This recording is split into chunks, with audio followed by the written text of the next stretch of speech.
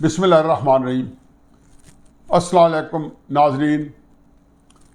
आज इस लिहाज से पुरसकून दिन था पाकिस्तान में कि असम्बली के अंदर एक सुकून था और 2 दिन या 3 दिन जो कुछ हंगामे हमने देखे हैं, जो गुल गपाड़ा, जो शोर शराबा, जो हू हकार हमने देखी, तो उसको आज बैठ के किसी तरह रिजॉल्व कर लिया गया है। और चूँकि ये शुरू हुई थी कि डिप्टी स्पीकर जब प्रिजाइड कर रहे थे असम्बली का सेशन, कासिम सूरी साहब, तो उन्होंने कोई 18 बिल जो है वो ऐसे ही जैसे कहना चाहिए धक्का पेल से निकाल दिए, जो कि सेनेट में अपोजिशन ने बड़ी मेहनत से उनको रुकवा दिया, तो असम्बली से निकलवा दिए बिल्स और बिल्कुल कानून की, आइन की, रवायात की धज्जी उड़ाते हुए। वहाँ से जो तलखी शुरू हुई वो तलखी बजट के ऊपर भी जारी रही, तकरीरों में भी जारी रही, लेकिन असल शुरू हुई जब परसों शहबाज साहब ने अपनी तकरीर का आगाज़ करने लगे तो गवर्नमेंट की तरफ से उनके ऊपर एक कोई बजट बुक फेंकी गई। फिर उसके बाद तो फ्री फॉर ऑल थी, फिर नारे, फिर एक जो बुक्स थी वो ऐसे लगता था कि उड़न तश्तरियों की तरह फिर रही थी हवा में, दर्जनों इधर से आ रही थी, दर्जनों इधर जा रही थी। ये ठीक है कि पाकिस्तान की तारीख कोई इतनी दरख्शां नहीं है। ये बहुत कम लोगों को मालूम है कि हम पाकिस्तान असम्बली के अंदर इसी लड़ाई मारकुटाई में एक कत्ल भी हो चुका है। और कत्ल कौन हुए थे? Deputy speaker. ये 23 सितंबर 1958 का वाक़या है कि जहाँ पे ये शाहिद अली पटवारी ये डिप्टी स्पीकर थे अवामी लीग के, तो स्पीकर के ख़िलाफ़ वोट ऑफ नो कॉन्फिडेंस लाए थे और इसी उसमें असना में असम्बली के अंदर लड़ाई मारकुटाई शुरू हो गई। और फिर जो जिसके हत्ते आता था एक दूसरे को मार रहे थे, तो जब किसी ने पेपर वेट मारा किसी एक साइड पे, तो वो शाहिद अली पटवारी के सर में जाके लगा और 2 दिन बाद वो अपनी ज़िंदगी की जंग हार बैठे। इसको बहाना बना के सिकंदर मिर्ज़ा जो पाकिस्तान के सदर थे वो ताक में बैठे थे, जनरल अयूब खान से मिली भगत करके 7 अक्टूबर 1958 को, यानी कि तकरीबन कोई 2 हफ्ते बाद मार्शल लगा दिया असम्बली की लड़ाई से। चुनाचे जब असम्बली के अंदर कोई लड़ाई होती है, फिर 1977 में भी असम्बलियों ही की लड़ाई शुरू हुई थी कि जिसके बाद जनरल जवाहर हक साहब का मार्शल लगा। तो असम्बली के अंदर जब इस तरह की लड़ाई होती है तो मेरा दिल दहल जाता है कि कहीं फिर किसी मार्शल की आमद तो नहीं कि पूरा जो है रन कांप रहा है।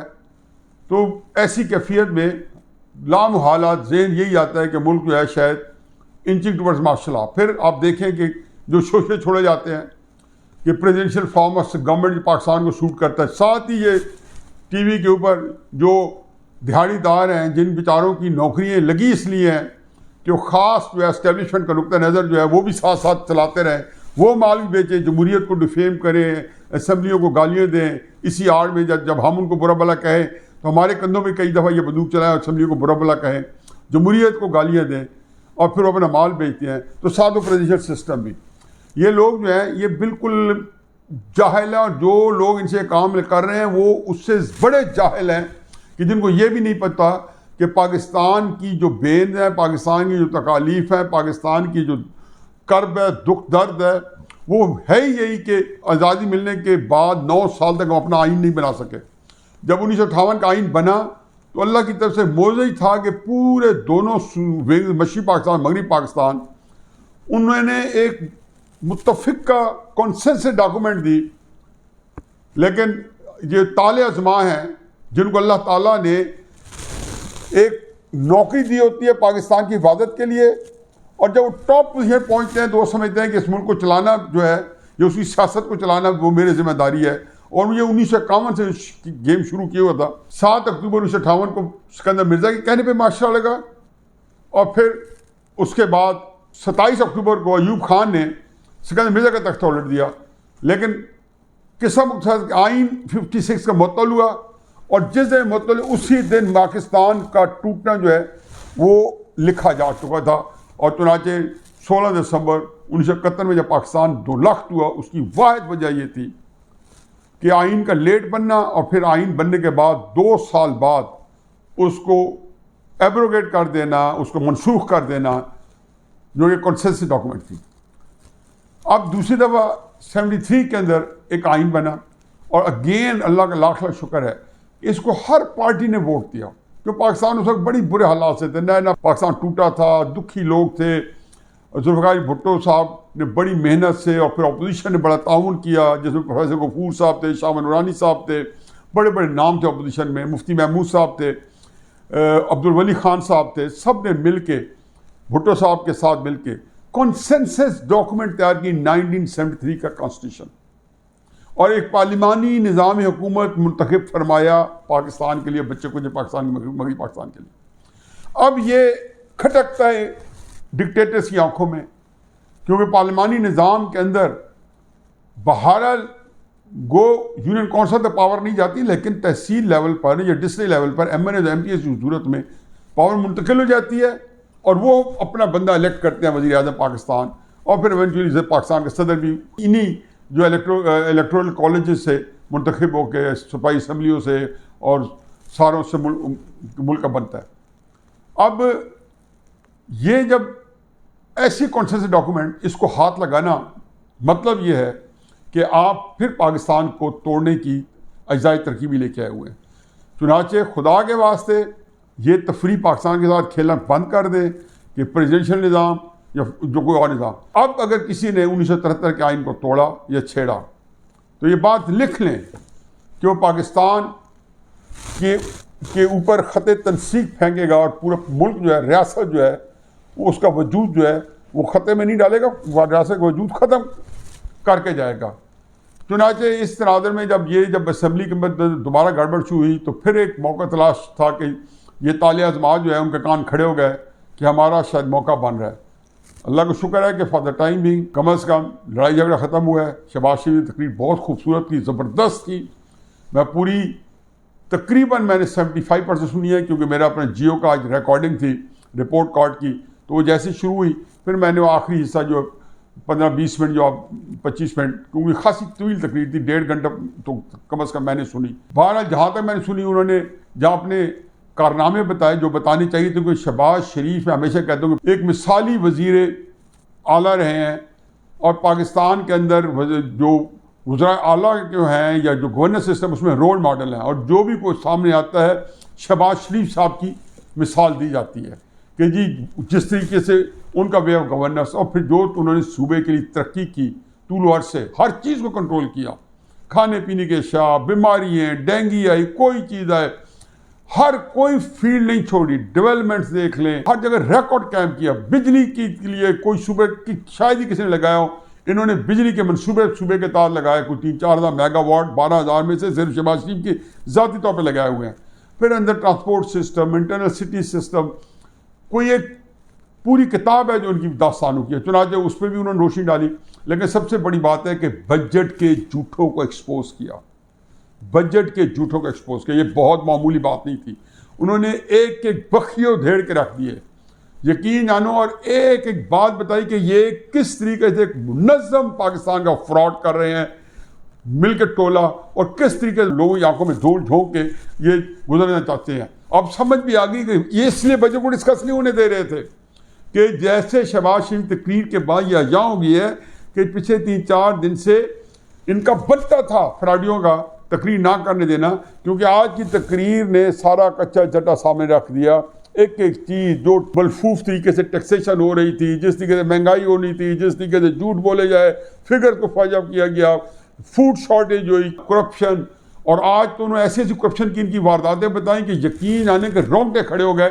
मैं तो हमेशा कहता था, मैं तो कितनी दफ़ा ये कह चुका हूँ कि पाकिस्तान की तारीख में जितने करप्शन के स्कैंडल इस वफाकी हुकूमत के हैं और पंजाब हुकूमत के हैं, KP का मुझे तजर्बा नहीं है, इतने शायद ही पाकिस्तान की तारीख में कोई दूसरा दौर इनका मुकाबला कर सके, इतने स्कैंडल्स हैं। आज वो शहबाज शरीफ साहब ने हम ठोक के डेस्क पे जाकर सामने पेश कर दिए, और मेरा ख्याल है कि वो बिल्कुल एक्सपोज कर दिया।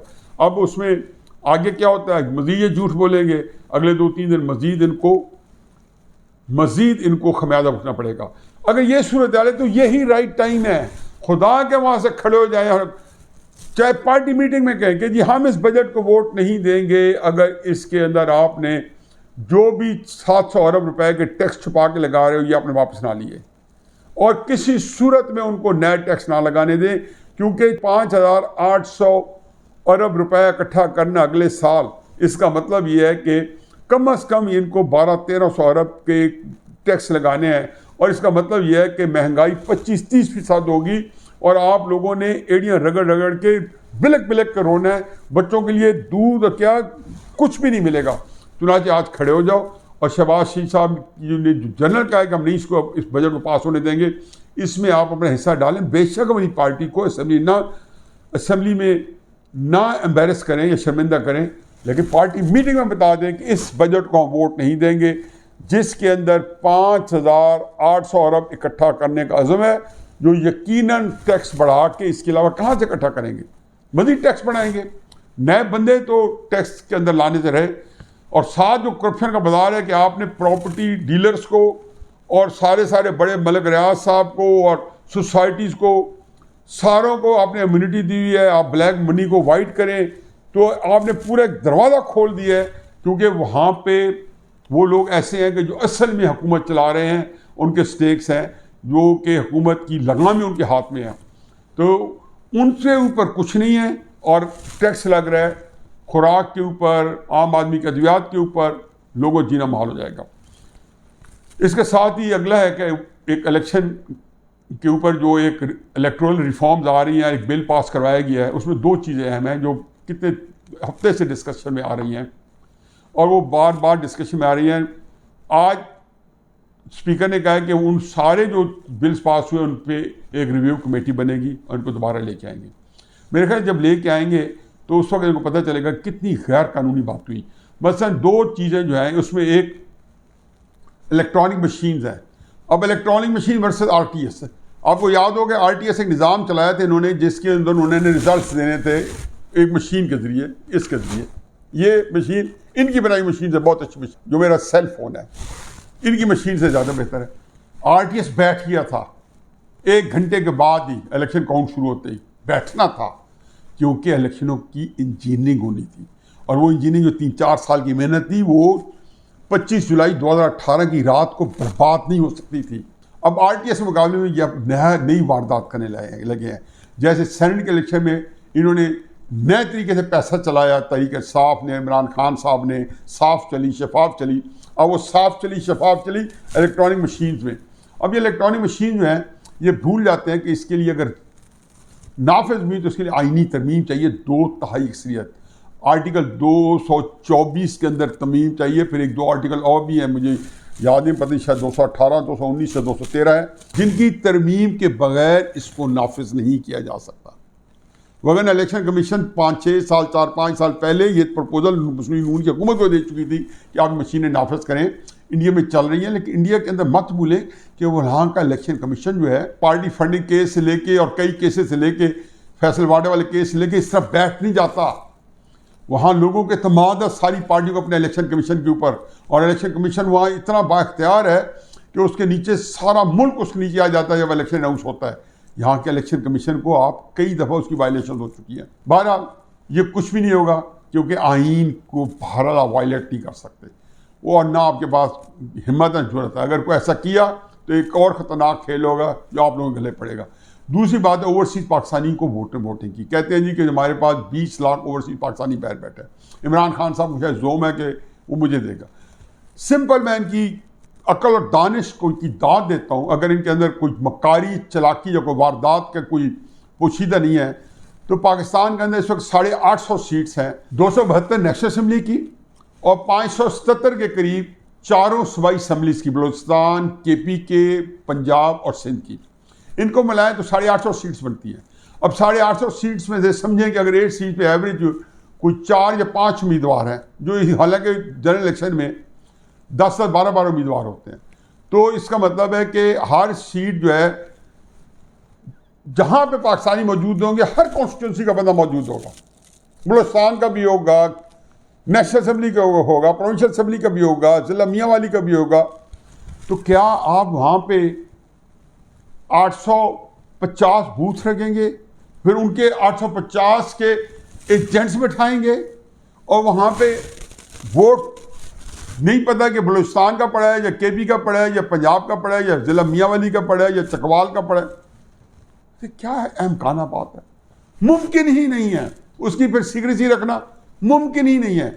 फिर कई मुल्क आपको सऊदी अरब और यूएई आपको इलेक्शन कराने देंगे, वहाँ पे कैंपेन कराने, जहाँ पे ज़्यादा पाकिस्तानी है। चुनाचे ये एक और आप लोगों के अंदर जो है एक को फ्रॉड की, मेरा ख्याल है कि ये बांग्लादेश के मॉडल और अमेरिका के अंदर जो चीज़ इस तरह देखी है उनकी शायद वहाँ चल गई है। आप यहाँ पे आप एक इलेक्शन फ्रॉड से जीत सकते हैं, दूसरे में पाकिस्तान को हल्कान कर देंगे। ये मैं इमरान खान साहब से नहीं कह रहा हूँ, मैं उनसे कह रहा हूँ जो पहले भी पाकिस्तान तोड़ने के ज़िम्मेदार थे और जिनकी वजह से पाकिस्तान के अंदर ना सिर्फ मजहबी फिरकावारियत बढ़ी है और बढ़वाई है उन्होंने, कौमियत के नाम पे फसादात हुए हैं और करवाए उन्होंने। अब वो शायद जब दूसरा इलेक्शन उसी डिटाई से अगर उन्होंने मार्च किया, जबकि करीब आके इससे वो वापसी भी नहीं हो सकेगी, ये पाकिस्तान पे कारी ज़रब होगी। और मेरा ख्याल है कि इससे पहले कि पाकिस्तान पे कारी ज़रब हो, आप लोगों के अज़ाइम पे कारी ज़रब पड़ जाएगी। वमा अलैना इल्लल बलाग।